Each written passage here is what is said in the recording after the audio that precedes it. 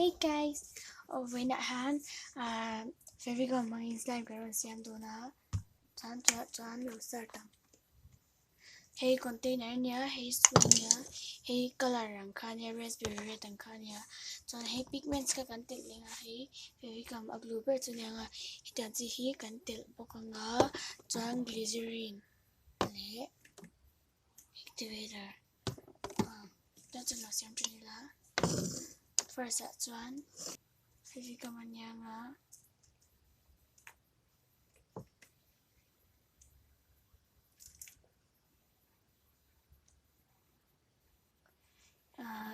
fevigum han du long kha man thea ki chan yellow ka ponga slime len dan jong in do kha nya chuan clear glue pa nga yang kha intel bilanga indo chuan glue pa ngai wa glue elmer glue ti te water glue ding te ha tel thea fevicol pun siang thei thawa chuan tuna chuan glycerin ne la chuan lotion te shampoo te jang ha thei le thawa chuan hei ta hian blue oma chuan chuan claim te kan ti siang hei chu kan tel vi mi chu khania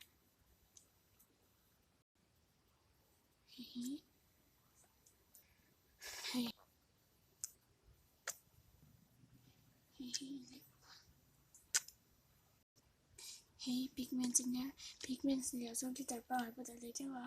a chi moina ang kha nya chuan color khana nga chuan kan mix nga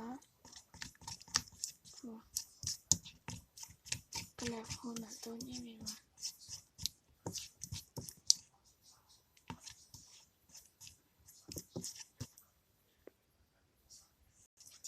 pigments da khan china le me wa ho chuan tui kan ti lang lapa hem fian ni re ha ta na tui tel tam dan jong hi chu glue tel tam le tam lo ta khan ya kan mixture charang chadal ka a watery a tui viau chuan du le pa kan tel belenga tiang kan mix ang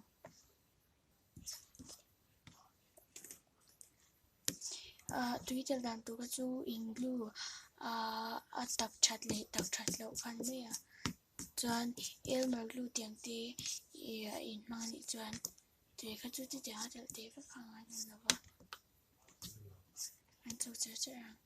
pigment chen tinal em hai chuan tu la chuan kan lo activate to nga hai activator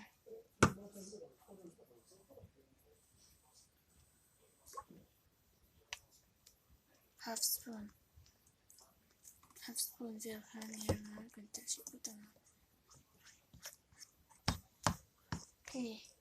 chuan kan te le nga chuan hei te han lo chang chuan activate to hatlem kan te le yang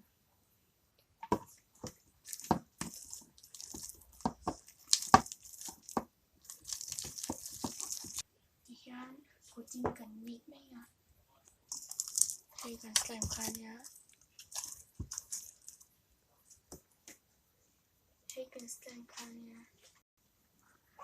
slime kha 20 fa fa here me glycerin kan te ta chuan cha kha ka ti tok to chuan a soft to hey slime khan ya